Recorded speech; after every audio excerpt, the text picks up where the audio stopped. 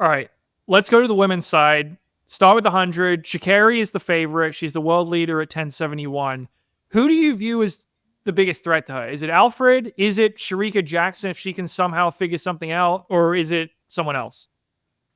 Shericka's record against Sha'Carri is not good. So much so that my Jamaican friends last year, I remember after the 100 in Budapest, they were like, that was actually a thing in Jamaica. They were like, is Sha'Carri in Shericka's head? Because there are not a lot of people that can say they have a winning record against Shericka Jackson in the 100 in the last 2 or 3 years. Sha'Carri's one. Um, Alfred could win the whole thing. Because if Sha'Carri has one of those starts, like she had in the first 2 rounds at Olympic trials, and Julian gets a 6-9 start, is that likely to happen? I don't know how likely that is. And I think that it's just Sha'Carri's time, and I picked Sha'Carri, and I don't see a reason to move off of her. But Julian with a superior 200, who can start like anybody else, better than anybody else when she's on, she's a real problem. But yes, I have Sha'Carri winning still. What's I going guess on? Sports Illustrated does too.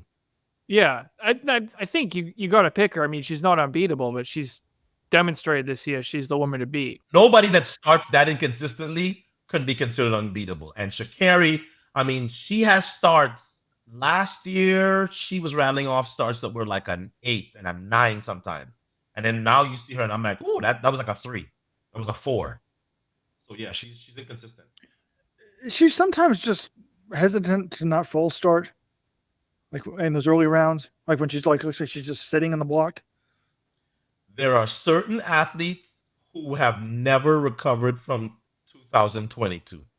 Um, Famously, Jasmine Camacho Quinn. Jasmine, I don't know what happened to her.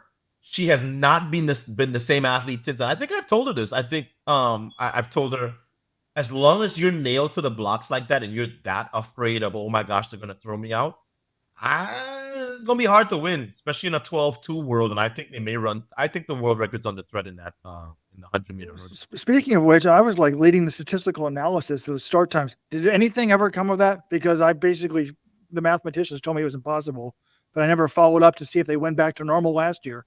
They told us, oh, everything was working fine. So I meant to analyze 2023 versus 2022 versus 2021. It's all BS. They would have you believe that at 2022 in Eugene, you had all these. You guys remember it? How many false starts and recalls, and they threw Devin Allen out to this day. And I just go through and watch a bunch of YouTube videos constantly. Every time that video comes up, I'm like, he didn't move. And worse, Grant Holloway, who was next to me, told me with his own mouth, he said, "Man, I move more than Grant. I move more than Devin did on that race." So they clearly had that thing either wired too sensitively or whatever, but they're not going to come out and admit that. But the evidence is right after, towards the end of Worlds in 2022, we didn't have those issues. We sure as hell didn't have it in 2023, but they wouldn't admit it. I think a lot of people got thrown out. Julian Alfred was another one. A lot of people got thrown out that should not have been in 2022.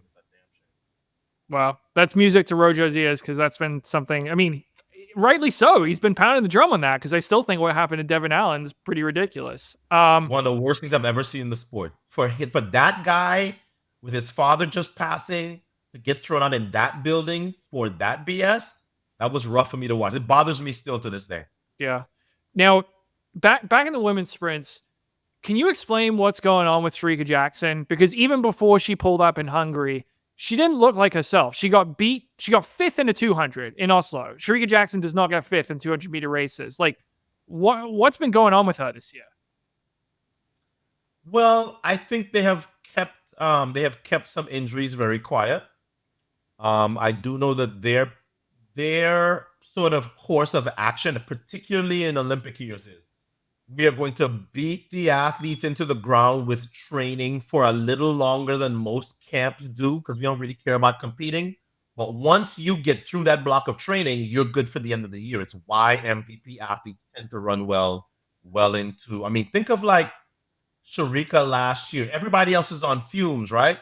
Sha'Carri loses. Remember what she ran the 200 last year at Prefontaine? So a lot of it is they get their athletes ready by not worrying about what the calendar is. So I think that plus the combination of she was not 100% healthy made her look like she was not 100%. And she wasn't when she came out. She was not looking herself. She looked heavy. She looked sluggish.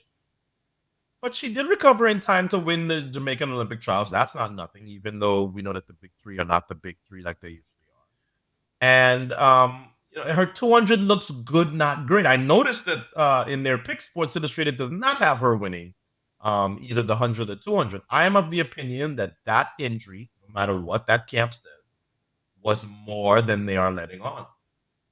So I need to see Shericka come to Paris and show me that she's 10-6 Shericka and 21-4 Shericka, because I have my concerns. We'll see. Yeah, But I mean, if she's healthy, then I still pick her. I still pick her to beat Gabby in the 200 because I just feel like she's more experienced and she has a faster personal best. yeah. I mean, that's one of the great unknowns because she pulled up in her last race before the Olympics. So we're gonna have to wait to see, how she looks in the 100. But Yeah. is the training she would be doing like the last 2-3 weeks not important if she's already done it? Like, are you just tapering down, or do you really need to be doing stuff? I mean, how do you pull up in a race and not miss at least a week of training? Well, to hear her camp say it, she was doing starts right after because they released a video, and I went, can't prove that's after. But anyway, um, look, I am not one of these people who tries to find a conspiracy theory or a lie in everything. But I looked at her face. I looked at that slow mo of her face in that race in Hungary, and I went, "Oh no!" I remember. I'm. It hasn't been so long since my career that I don't remember when you have this sort of like. I remember popping my hamstring before Worlds in Seville, and it's like you almost look around like, "What the heck was that?" So that's what gives me concern with Shericka. What about Shelly-Ann Fraser? We haven't talked about her, have we? Do you have her on any podiums? Not this year. Is she beating Julian Alfred? I don't think so. Is she beating Sha'Carri? I don't think so. So basically, okay, so that bronze is there. So that bronze is for Talu, Dean Asher Smith, literally everybody else, including Shelly-Ann. To me, look, Shelly-Ann is a goat. Shelly-Ann is a goat, and I think she's probably my favorite track and field athlete of all time. People go, wow, really?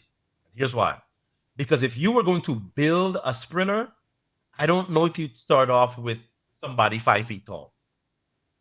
And look at what she's done. World champion in the 200, ridiculous amounts of goals in the 100. I just feel like she has done the most with her talent of anybody I've ever seen, certainly in my lifetime. So Shelly-Ann is doing it the right way, and she's all but said it. She's like, look, I got like 3 or 4 bullets left in this gun. I'm shooting one at the Olympic trials. She did that. She made the team. She's probably going to have to shoot one in the semifinal, and then she'll shoot one in the final. And I don't expect to see her after Paris. So I think she has 2 bullets left. You'll get one in the semifinal. You get one in the final. Look, if she gets that toe right and she figures it out, good luck trying to run her down. Many have tried and failed. But as of right now, I think her lead up to Paris is not going to put her on the podium. But I'd be happy to be wrong in that. Well, I hope that you get to give her that tribute on the NBC broadcast. I mean, I know it's going to be Sha'Carri focused, but you told us before we started, like, how you call it straight shooter. Like, she is the GOAT, and that would just be cool just to have you say that briefly. In the 100, I think I will say it. I think I will Yeah. say it. In fact, And I'll reveal here that I have a deal once she retires to write something in the Jamaican paper about. No, look, she's gonna get a lot of plaudits from Jamaicans. I think it would be a little different to have somebody like me sort of like giving her flowers, and she has certainly been deserving. and one person who's not going to be at the Olympics, but she would be going for the Usain Bolt, the third straight double, Elaine Thompson-Herah. Like, in the sprint world, what is the talk on her? Like, do people think, wow, she lost so much money by not paying her coach, or what's the thought process there? Um, I think she may have overestimated her value when she won the second double. Her and her husband. It happens. It happens a lot in this sport. You have athlete X who thinks, "Oh, well, I did blah blah blah blah blah, and nobody's ever done that." But the shoe companies sometimes look at you differently. The shoe companies, I think it happened with Allison too, Allison Felix. The shoe companies look at you. Think New England Patriots. They look at you and they go, "Wow, that's a fantastic achievement. Is it up from here or down from here?" And if the answer is down, or they give you a contract where you don't feel like that's the money you should be making now, and you're not looking at yourself the way they look. I think there were some mistakes made with Elaine. I mean, shoot. But I think more than anything else, it's that her body physically is done. Now remember when Asafa Powell was I think he's forever on 99 or 98 sub 10, and he was going after the last two sub 10s or the last sub 10s to get to 100. I was like, it's never gonna happen. They were like, and Otto Boldon, he's such a damn hater. I'm like, you can call me what you want. I know the 100. When the body has had enough, when it's done, it's done. How many athletes have you? Oh, it's almost there. It's done. It's over. So I look at Elaine and I go, she has done things that nobody else has done. She's in a club of one with her double-double in the last two Olympic Games. But I don't think she's coming back. I don't. I have appreciated her. I will give her all her flowers. I don't think she's coming back. Not with that injury. Not with where she came from. 10-5. We got to get going. 'Cause we only got 5 minutes. We got to get to the rest of these events. I guess we can go overtime. All right, come on, guys. Yeah, we'll try to be fair here. All right, women's 200. Any concern about Gabby Thomas from that London race?